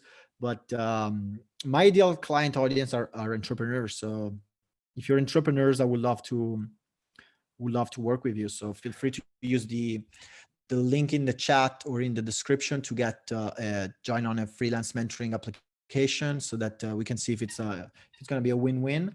And yeah, I'd love to help you make more money. So let's get that. I'm going to hang out a few minutes because I'm seeing a few traction here. Maybe because now that I'm talking about Strapi, more people are engaged with that, which, you know, I just got to play to my own strengths. Thank you very much for being a part of this. If you're new to the channel or new to Strapi and you're interested in a complete Strapi course, first of all, you can take a bunch of hours of preview by looking at my channel. But if you're interested in that, drop me a comment in the chat and I'll make a coupon literally just for this people in the live stream, so that you pay basically $10 instead of paying 15 or whatever Udemy is going to charge you for. So if you're interested in a steeply discounted complete Strapi course, make sure to drop that now. So Geolil, now that you mentioned that, I'll definitely look into that. I also know that actually my authoritative decision on using Strapi for authentication is that I will never use it. That's my authoritative decision. So when we'll build the Next.js project, we're probably going to use Auth0 for authentication, and we're going to use Strapi for the rest. But the thing that I want to bring to the community is using Auth0 as a middleware to protect routes on Strapi. That's the thing that I want to bring in the community. So that's the thing I'm thinking about. It's just going to need to take a little bit of time to create a project and then code it and that kind of stuff. And we will definitely look into pre-render pages if that's a part of the offer, because Next.js is definitely like a very compelling offer. So I'm going to hang out for a few more minutes. If you have questions related to Strapi, entrepreneurship, finding clients, being a freelancer, or just question about development, I'm going to take those for the next few minutes. Otherwise, I'll just bounce and I'll go work or something. Probably should have some background music. I'm not sure how to put it though. I don't want to get copyright strike.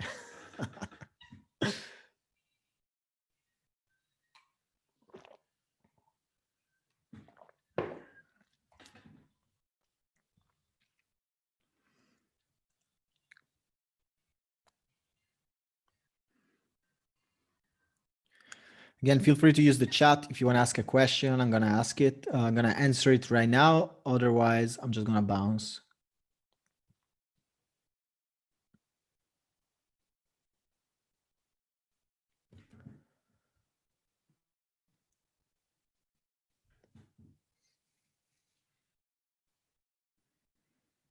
I love it. The more I stay silent, the more visitors I get. So I'm like, I'm considering whether I should be even talking. Probably because it creates anticipation, while the reality of it can never match the anticipation or whatever. Anyway, I think I'll bounce for today. Thank you very much for your time. Getting a question on AWS Amplify. Unfortunately, I can't speak about that. I would advise with sticking to your guns, like whichever tech you know, just use that. In my case, I knew a Roku, so that's the technology I've been using for a while. Although, actually, let's look a little bit on Amplify. The reason why I love teaching is that it forces me to learn new stuff. So that's why I really enjoy that.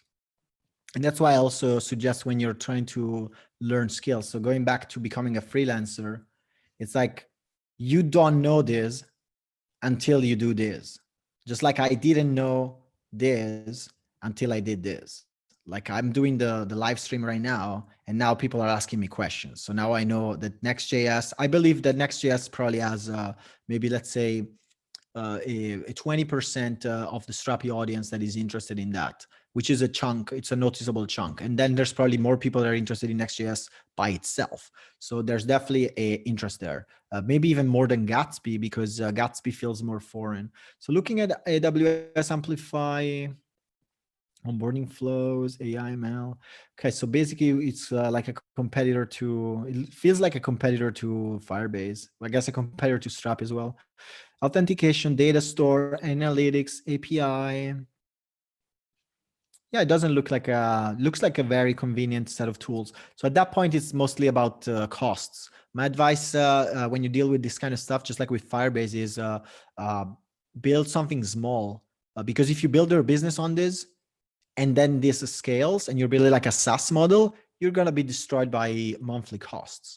So make sure that you build something like a toy project first, because with Strapi, if you don't pay, your site is going to go down. But that's what happens. You're not going to go into debt, which you want to be aware of. And there's always solutions to everything.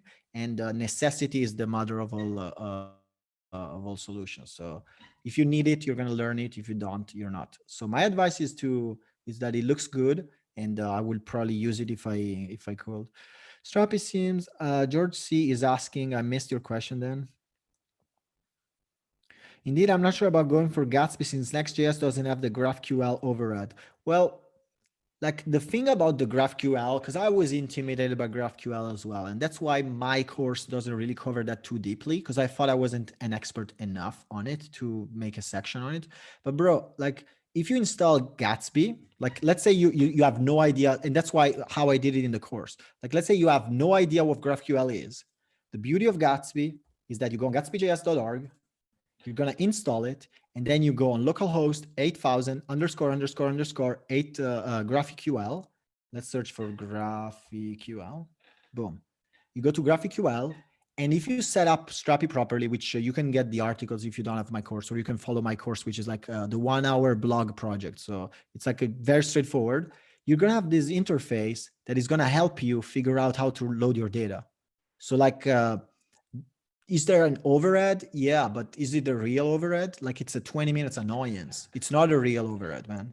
Like you're not going to have, like you just push a button and it's going to load the data for you. So let's see, Gregor's. I'm not sure what no, you don't. No, Strapi is free. His course is paid. No, Strapi is free, glass of champagne. I'm talking about my course. My course is $10 or $15, depends on the day.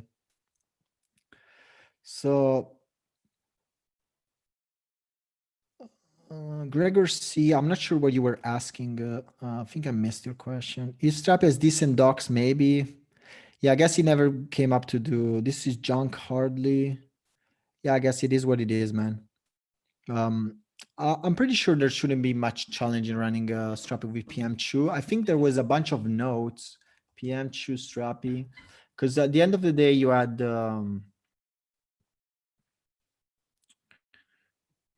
ecosystem.config file, name app npm start. So this is how you start Strapi with npm start, and that's like your configuration file. But I think I remember seeing way more than this actually, because I remember seeing a note on the fact that it needs to be on concurrent mode or something like that. So there is an updated version, but it looks very similar actually. Yeah, so I guess there is no official answer on the PM2. Unfortunately, I'm not experienced enough to give you an advice.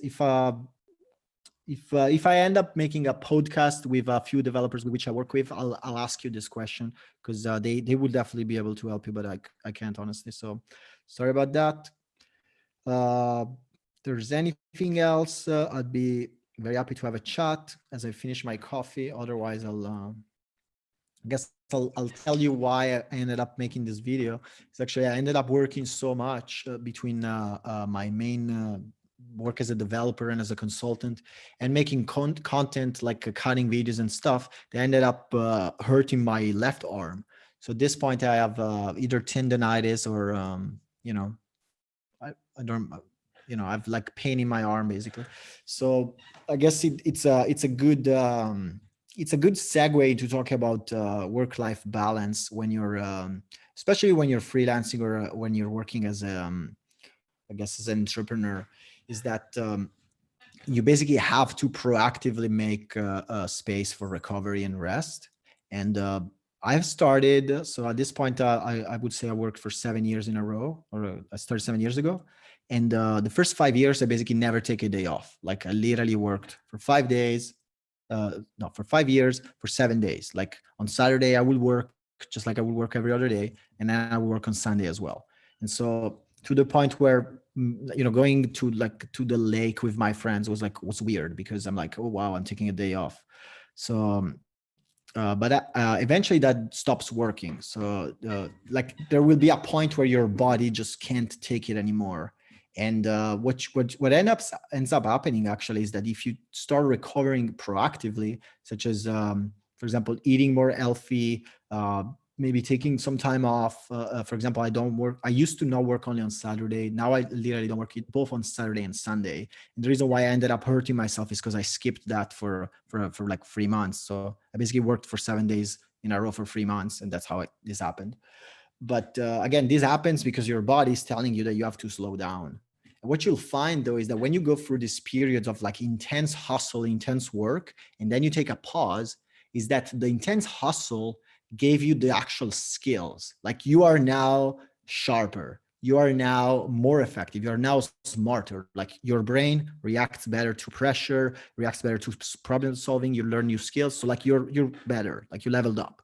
But now you have to take that pause. And what happens with that pause, especially if you take a pause where like you quit your job, or like you stop working for a month, is that your internal drives, like your own curiosity comes back. So for example, if I were to take, let's say I quit my job now as a consultant, and I stop making videos on the course as well, I will probably take a month off. And I bet that in a 2 or 3 days, I will just be making more videos, because it will be it's like a hobby to me. It's like it's something that I will do anyway. And at the same time, I love to learn more. So for example, I probably will learn about artificial intelligence, although the statistics part is very boring to me. But I will probably learn something like that, because it's coming naturally out of me. So in a way, when you are like grinding it out, you're building that work ethic, you're building that resistance muscle. But then when you slow down, you find that love, that passion that actually brings you forward. And so I guess my best wish for all of you that are watching this video is that you can find that place where you can work for passion. And hopefully all of you are already. And if you're not, the unfortunate reality is that you're going to have to aggressively, and I mean aggressively, make a change in your behavior to change that. Because if you go in homeostasis, if you do whatever you're already doing and you're unhappy with it, it's never going to change. So you're going to need to put more effort to move it. But the thing is that more effort will literally solve itself, because the reality of it is that there's a lot of people that wouldn't work an extra hour, and there's other people that will work for the rest of their lives. So if you happen to be one of those that are willing to work a little bit more, you're going to exceed eventually. And if you're not going to exceed, you're still going to do better than where you were before.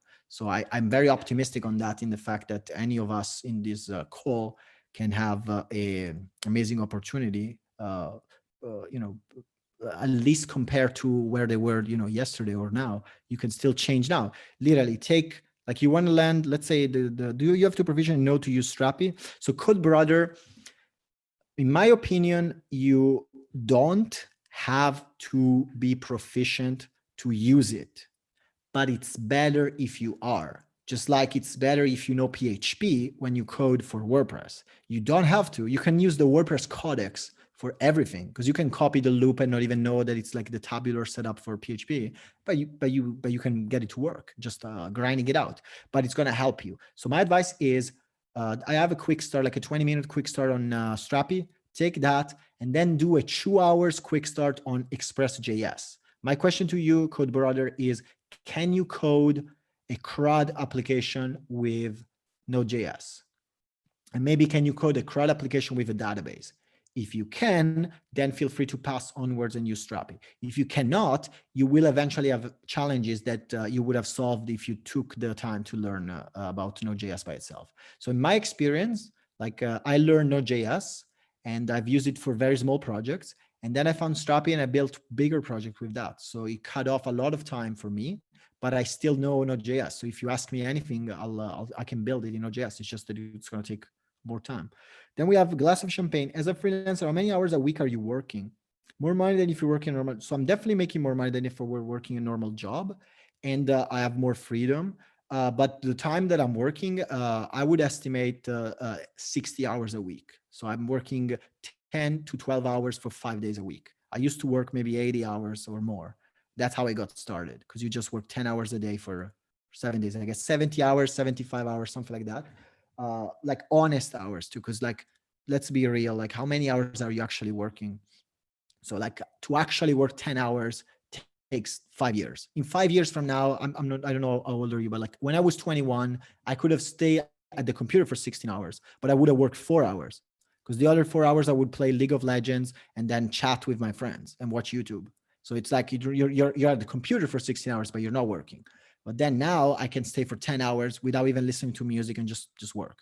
So that's something that you also build. And but it's something that you don't necessarily want. My advice is take what you want and then figure it out. I don't think everybody wants to work that much unless they think they can do amazing things with it. So my pleasure is like in teaching, in helping others. Ideally, I want to build a company that makes it so that there's less waste on I honestly want to make like a salad company. It's like the dumbest thing. I want to make it a company where I sell salads. But like, why? Because it makes the world better. So in the meantime, I'm teaching and I'm learning about coding and this kind of stuff, because I think it's like not everybody has the privilege of having even the focus to put in the hours. So I feel like it's an opportunity for me to do it. So that's why I do it. And yes, it was worth it 100% of the time. If I could go back, I would just start earlier. Because like you get to call the shots, and that's the most important thing. So you get to feel self-efficacious. The problem is if you're starting now, you're going to get zero positive feedback, so the life is going to crush you out. But the reality of it is that if you stuck long enough, you will eventually get some wins, and when you get the wins, your brain is going to change forever. So now I love working. Now this is like not working to me. I'm not working now, even though I'll plug in my mentoring stuff and my coaching all the time. I'm not working. This is literally me resting because I love it. So, you can get to a point like that. I'm not sure if it's healthy, but it's fun, you know? So Ari Chow, is Firebase really that expensive to the point, blah, blah, blah. Well, I read that, Ari Chow, I read that happen a lot, especially if you do not optimize Firebase. I'm not ditching Firebase at all. Although to be fair, the reason why I know Strapi is because I thought the database and working with the database with Firebase was very annoying. So that's why I literally started learning Strapi. Otherwise, I would have just learned Firebase. I would have never learned about Strapi. So that's my 2 cents. But yeah, man, if you're very competent with Firebase, use it. If you can forecast your costs, you probably are making a conscious decision on it. So you probably know better than me on Firebase. On the Strapi side, we can talk about for hours about scaling and stuff. But on the Firebase side, I can't really talk. My experience is that it's amazing to get started with, and then it gets very difficult when it gets to security. That's my experience, and that's why I learned Strapi. I thought the security model in Strapi was way simpler and made more sense if you know Node.js with Express. That's why I learned it. Then Eric Chow, again, I totally agree about the point that I take a break in the middle. Yeah, man. I used to play squash. You can see the rackets up there, and I used to train a lot. If you Google around on YouTube, you'll find me. I used to teach squash as a hobby. Again, I used to make videos on squash, and my English accent was awful back then. And yeah, but whatever. I left them up because some people enjoy them, and basically I will train for 7 days a week. I would basically destroy my body. And what happened was that I got injured and I couldn't enjoy the game anymore and I quit. But the times that I truly enjoyed playing was the time where I will train maybe 3 times a week. Then I will take 2 days off. And then on Monday, I will come in with fire under my feet. I was like so excited to play because I felt that extra energy running out and I had a way to express that. And I also was pretty good at it and I didn't feel tired. So instead of overwhelming me, I was just being excited about it. So there's kind of the two sides of the same cup. Then made is like, are you using animation frameworks like Framer, Motion, or React Spring? I don't use animation frameworks at all. From my experience working in startups, working as a consultant, you can find me on Code Mentor. I have like 490 students in less than a year, and animations come up, but like you got to be realistic. Most projects never get to that point. 90% of projects they do animations are wasting their time doing the animations because they don't have product market fit, which means that nobody's using them. They don't have optimized loading. So again, the user experience is worse off. And then the animations are just there randomly. So by the way, I used to also have a course on what's it called? Slider revolution. So it was something that I literally covered like animations and stuff. But from my experience, you don't need that to be an effective developer or an effective freelancer at all.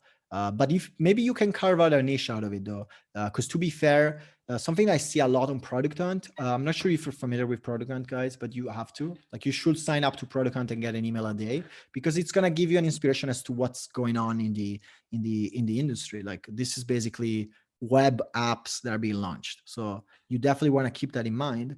And something that happens a lot, I think I saw it yesterday. Yeah. All my startup illustrations. So something that happens all the time is that these products, which are, I believe nobody buys them. I honestly believe that, but maybe I'm wrong. But like, they always come up and they always get amazing feedback from people, like this design stuff. And then a lot of you see them pop up. Maybe Notion uses a design like this. But the thing is, so there may be a niche for that. But from what I can tell, 90% of projects never get to a point where this is of any concern. Because let's go back to Polydot Market, like the project I'm working on, where it's like it's a beta, but like this company may be like it's gonna do very well, like it's gonna raise VC money, but like you think they're gonna invest any cent into adding animations? No, bro, they're gonna add social features, they're gonna add more engagement, they're gonna build bots, they're gonna increase retention. They don't care about adding animations because it's like, if you look at the list of concerns, it's like the last one. The animation is like the optimization. So going back to the entire reasoning that I was making about product market fit on the short-term businesses is like, how is it easy to work with you? I'm sorry. So as a freelancer, how easy is it to work with you? How easy are you making it? Can I just click a button to pay you? Then how competitive are you pricing? And that again depends. And then product market fit. Do people feel like there's a need for you immediately or not? If they don't feel that, then you're gonna have a hard time convincing them. So I can't speak, but again, I never found the need for it. Work process to create, launch my courses. So, well, I believe a lot in the unconscious mind. I'm gonna be a little esoteric, but basically the way it works when you, and it's something that even like Benjamin Franklin, which used to be, like a founding father of America, used to do. He basically would find his solution in the sleep. So like he would tackle a problem for hours and then he would go to bed and sleep and then he would find the solution. The way I see it is that you don't find a solution when you sleep. But the way I see it is that for a few days, I think about something. So let's say I think about the Gatsby course, the Gatsby project. I think about it in my head. And I'm thinking, okay, well, it needs to have an e-commerce. Okay, we need Strapi, we need payment intents, we need to have a cart. Okay, we definitely need the user context then, or the context for cart, blah, blah, blah, blah, blah. I let it sit for a few days, and then maybe I just sit down and I code it, and I just build it. And if I'm feeling if I'm on it on the project, I try to document that because that way it makes for B-roll and stuff like that I can reuse later. Although I typically just code it, and then I take the pieces and then I make videos on the pieces. So that's how I typically do it. And if you want to be very productive in getting stuff done, my advice is to actually not code the entire project, code a part, then pick it apart, and then do the videos on that. That's my advice. And it's also more natural because, like, you can argue that it's the worst teaching, and I'll listen to your counterpoint. But my counter argument is that it's more realistic. Like, I'm actually teaching you how to code in the real life. You're never going to code something from scratch by building the entire squares and then filling them in. You're going to build a block, and then you're going to build another block, and you're going to build on top of the blocks. So that's how I like to structure it. So if you look my latest project, let me see.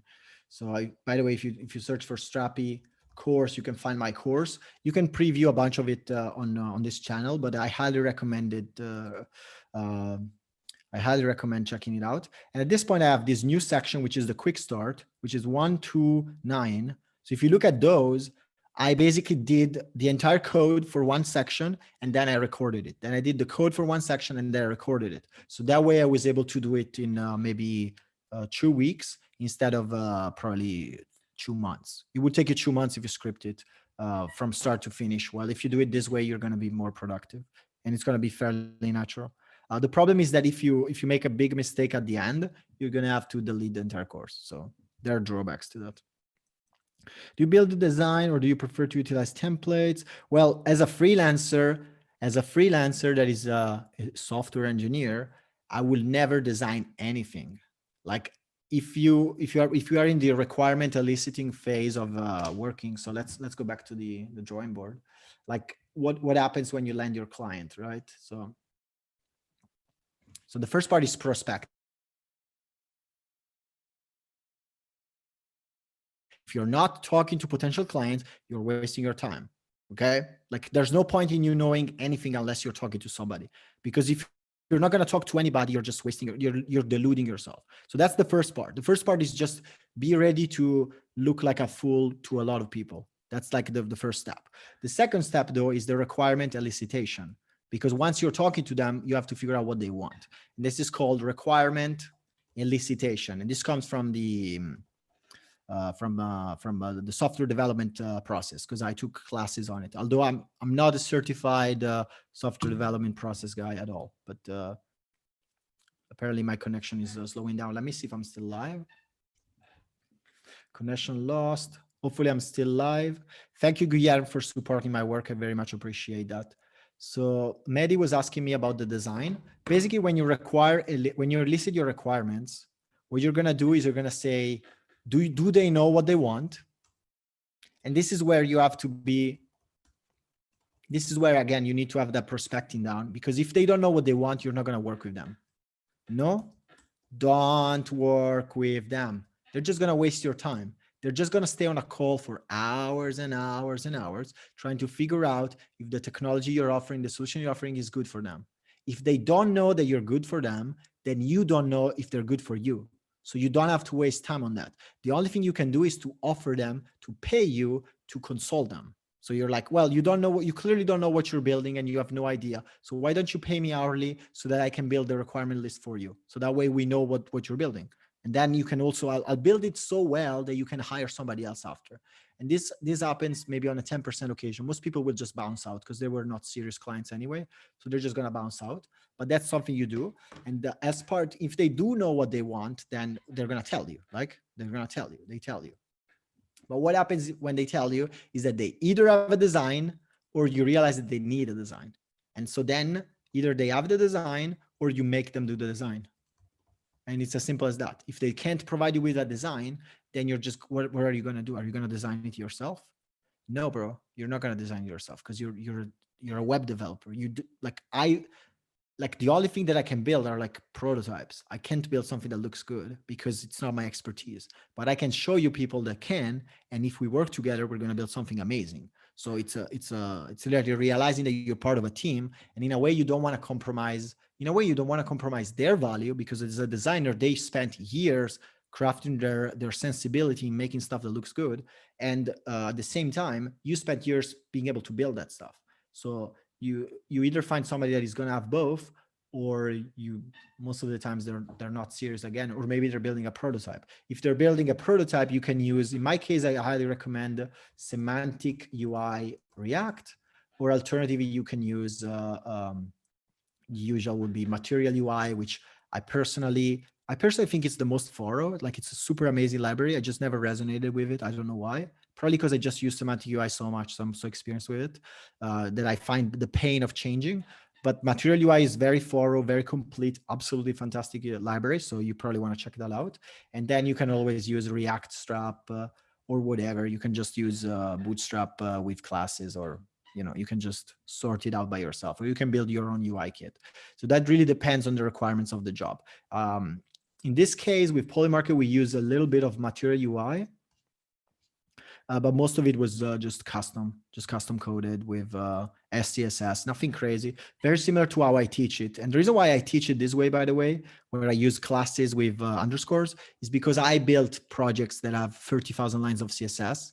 And when you build something like that, which in React will never happen because it's engineered in a better way where you can't do it.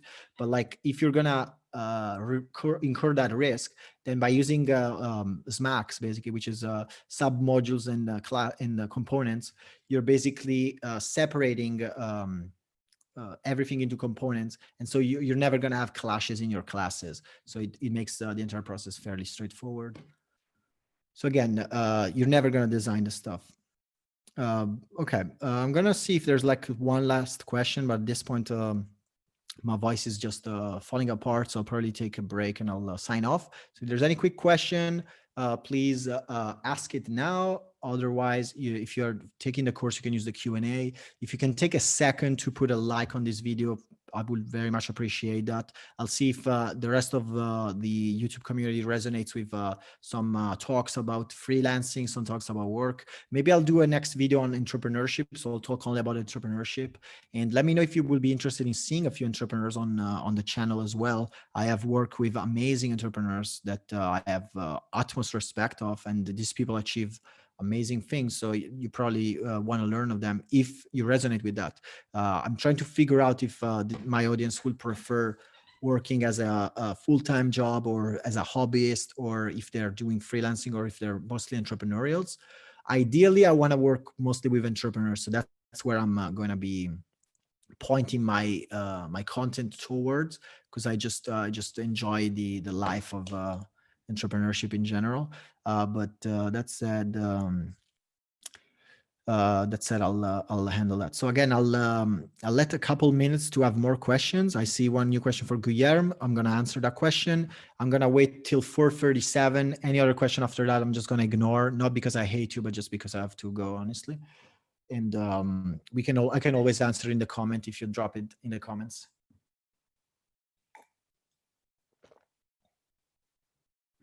This is like my Zuckerberg moments of drinking. Anyway, I'm just going to answer Guillermo's question, and then I'm going to call it a day. Thank you very much for watching, and check the description for a link. If you're interested in freelance mentoring, I can help you land your first gigs, entering in freelancing platforms, increase the amount of money that you make as a freelancer, and definitely have a healthier work-life balance. Thank you, Maddie, for appreciation. In case you didn't notice, make sure that you don't have like an Autobot that comments on my channel, because YouTube will eventually ban you. So make sure to avoid that.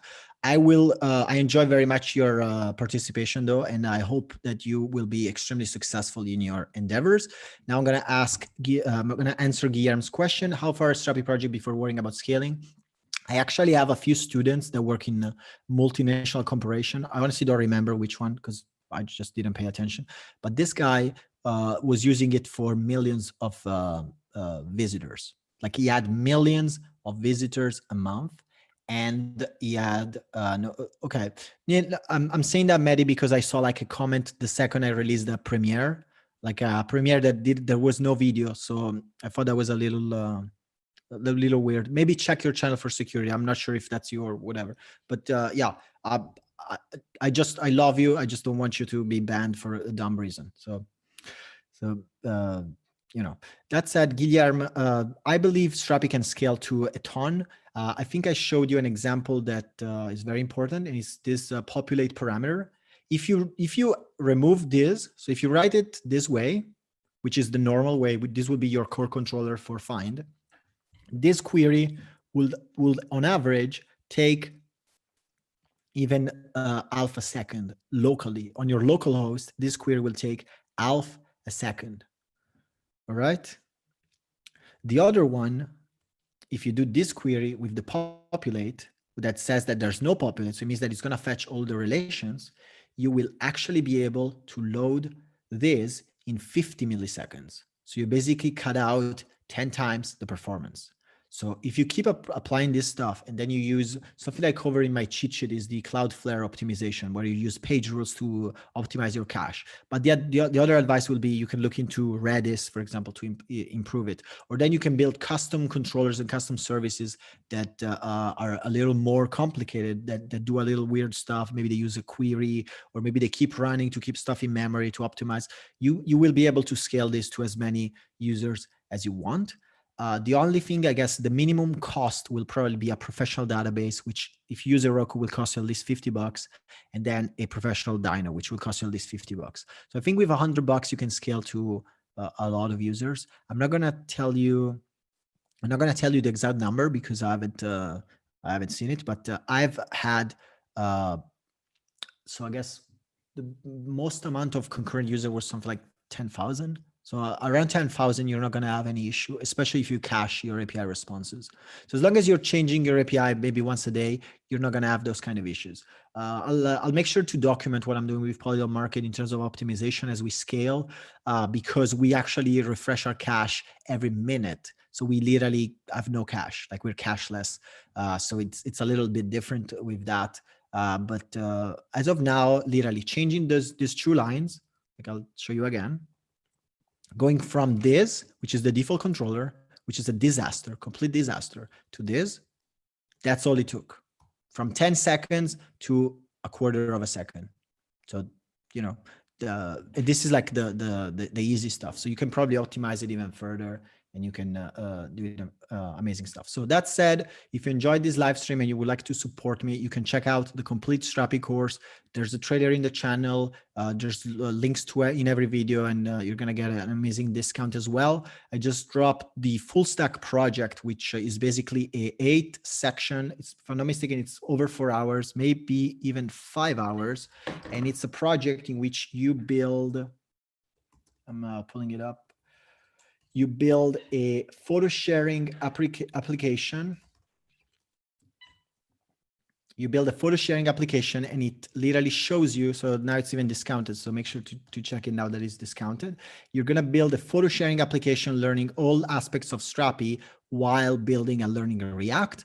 After you do this project, you can take any of the 6 or 7 projects that we have in the course. The ones that I'm the most proud of are the Gatsby projects, which are down here. This one is 1 hour quick start to get started with Gatsby. If you don't know GraphQL, you don't know Gatsby, it takes 1 hour. You're going to know GraphQL and Gatsby, and you're going to be good to go and effective of doing it.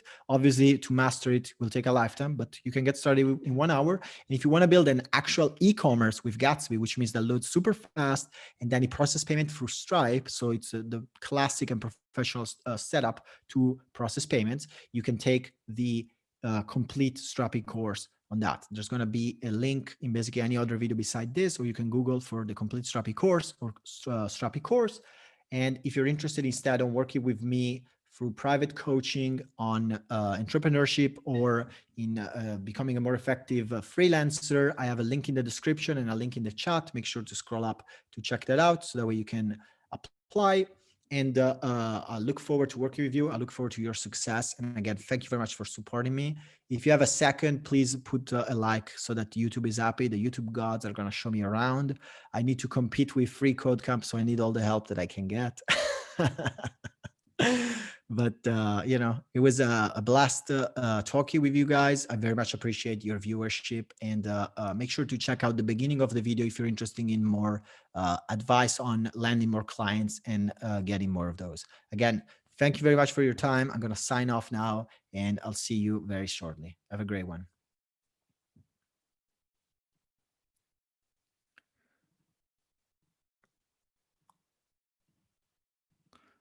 Actually, I have no idea how to close this, but again, Thank you very much for watching. Let me see. Okay, there he is. Okay, again, ciao. Have a great one. Have an amazing day.